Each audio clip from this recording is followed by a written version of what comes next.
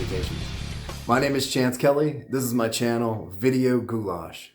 I want to talk today about Goose Creek's line of Scooby-Doo Halloween candles.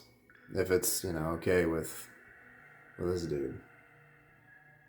So the way I'm going to do these reviews is I'm going to give you my cold take on it. I took notes when I did a cold sniff, and then I burned these things for a few hours apiece. That way I could give you a true impression of what it's like when it's burning. Things do change. So I want to talk about what Goose Creek may have been trying to accomplish with the Scooby-Doo line. I think they're trying to evoke certain thematic elements of Scooby-Doo with some of these candles. I think it's a tough line to walk. You want to do a Halloween thing, you want to do something interesting, but at the same time you've got to hit a wide audience. Scooby-Doo is very nostalgic and important to a lot of people. So, I think they did a pretty good job with it. So I ended up getting every single one of these with the exception of Scooby Snack. I'm not a big fan of gourmand candles. That one looked like just a basic sugar cookie candle. I don't mind food notes at all. I just like them within the context of something interesting, something a little different going on. It was a hard one to skip. The label was awesome. Speaking of which, the labels on all of these are 10 out of 10. I mean, the labels are fantastic. If you're a Scooby-Doo collector, you're going to be hard-pressed not to get every one of them. So let's kick off with Forbidden Forest. There's your label. It's awesome. It almost looks like it glows in the dark, which, I don't know, maybe it does. I haven't tried that. It'd be cool if it did. I don't know. Woo! Yeah, that's... it's really a woodsy candle.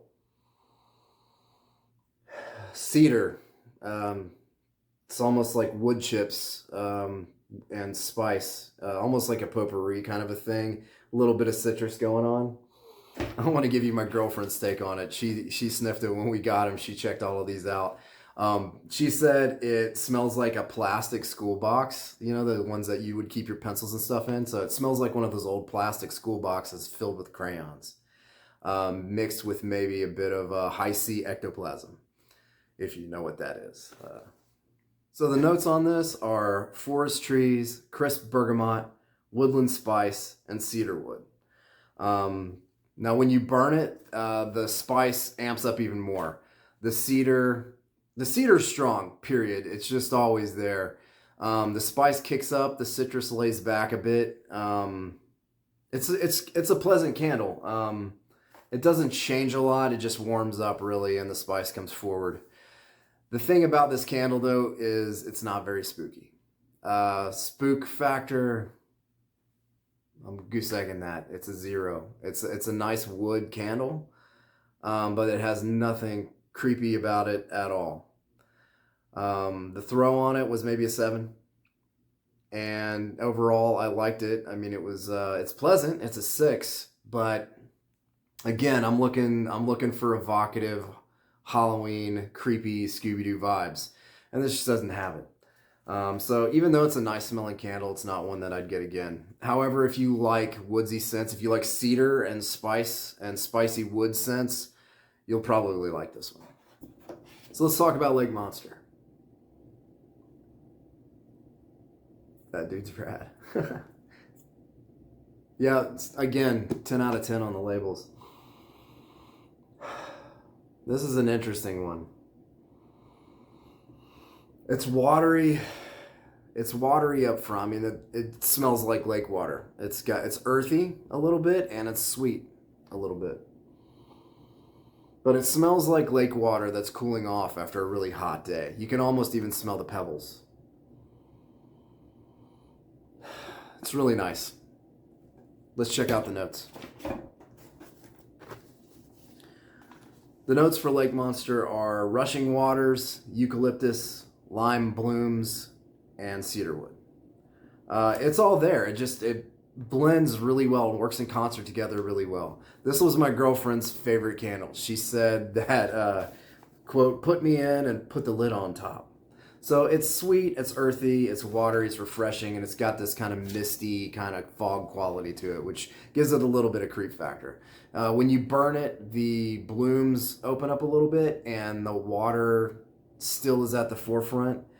It's just a nice candle overall. It really melds together. All of those notes meld together and give you that vibe. So spook wise, I'm gonna give it about a 4. Because it does remind you of a lake, and like a misty kind of a creepy lake. And if you think Scooby-Doo and you think about this candle, you might think about Creature from the Black Lagoon. You might think about a water monster. You might think about the gang going out and solving one of those ones that they do all the time that's out in the woods by a lake. Overall, I'm going to give it an 8, maybe even a 9. It's just a really nice candle, and it's just a tad spooky. Up next, we've got Attack of the Jack-O-Lantern. That is a rad label. This is probably my favorite label of all the Scooby labels that they did for Halloween, which is saying a lot because they're all awesome. Wow, yeah. That's nice. That's a pumpkin spice bakery scent. And you get some wood. It's like, it almost smells like there's a tad of citrus or a tad of fruit of some kind there. It smells like it smells like it's autumn and you went to a cider mill and you walked in and they had some pumpkin pastries cooling. So you're smelling the wood of the cider mill. You're smelling the cider in the background. You're smelling the autumn that's surrounding you. And forefront, you're smelling pumpkin spice muffin, which I think that's the note there. Let's have a look. The notes on this are pumpkin spice muffin, crushed nutmeg, and warm woods. And it's all there. Like I said, I'm not a fan of just a flat out kind of a food candle. It's not my thing. This is a lot more than that. When you burn it, the pumpkin opens up, the bakery notes open up, the nutmeg blooms a bit, and the woods start to take a little bit of a back seat, but they're there propping everything up. And the warm part of the warm woods, whatever they're using there, really does lend itself well to a pumpkin muffin cooling off, freshly baked.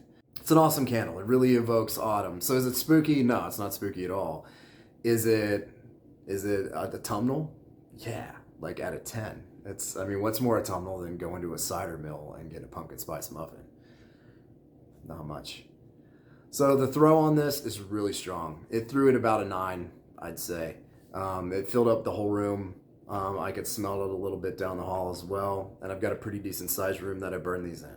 Overall, I love this candle. This is a 9 for me. It evokes fall to a T. All right, let's move on to Legend of the Vampire. And again, I apologize for the glare. I'm also using a natural light source out here that keeps changing, so it is what it is. Whew, yeah, it's very citrus. It's almost like a citrus candy, but it's got a wine note. It's bright though. It smells a little like blood, which reminds me of the Lost Boys right away. It's wine, Michael.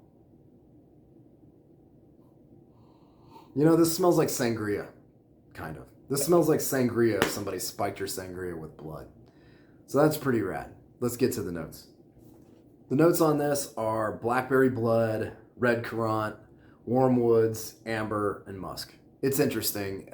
My girlfriend thought it smelled like you fetched your Halloween pill out of the attic and you found a whole bunch of fruit candy, Sprees, Nerds, Starburst, stuck to the bottom of your pill.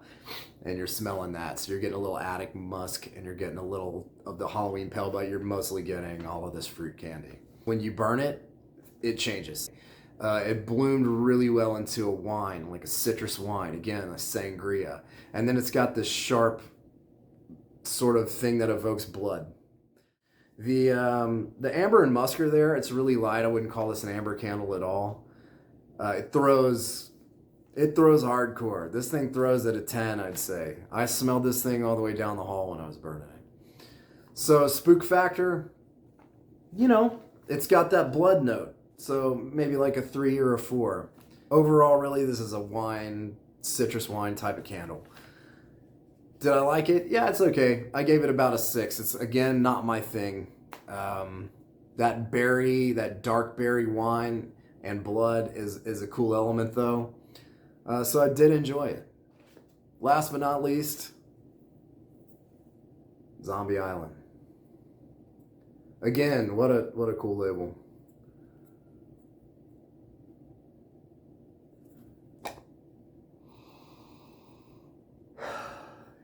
Okay, this is a really complex candle.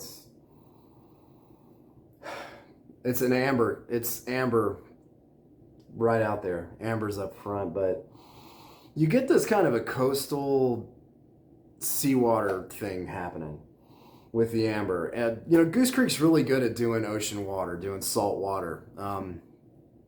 I'm thinking of a candle right now that they don't make anymore. That smells just like the ocean.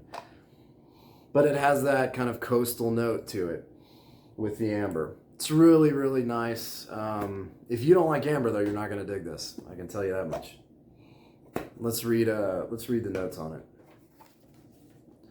So the notes are rustic woods, sugared apple, woodland blooms, and amber. You know, it's creepy. It's kind of like a fresh musk. You know, it's coastal fresh musk. With, you know, I kind of get a haunted house in the woods vibe from this thing. If anything evokes Scooby-Doo more than any of the rest of them, it might be this candle. It brings to mind the Mystery Machine, cruising to that haunted house locale. The moss is hanging from the trees. You know, they're by the ocean. There's a swamp. It evokes that. I'm going to give you my girlfriend's note on this because it was really rad. She said that it smells like creepy, musty, fresh sheets line drying in an autumn coastal breeze next to a haunted house. So the notes are rustic woods, sugared apple, woodland blooms, and amber. When you burn it, the amber comes out. It comes out even more. It overwhelms everything else. I actually like this candle cold better than I liked it burning. Because the amber just sort of overwhelms everything. You end up with an amber candle that has a little bit of a coastal vibe, a little bit of you know, the blooms and the apple are there melting with the woods. You've got sort of a fog element to it.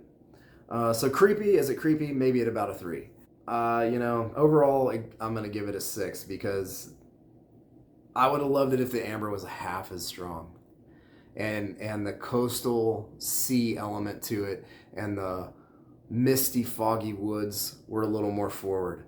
That being said, it is a really nice candle. It throws at about, maybe about a 7 or an 8. So it throws okay.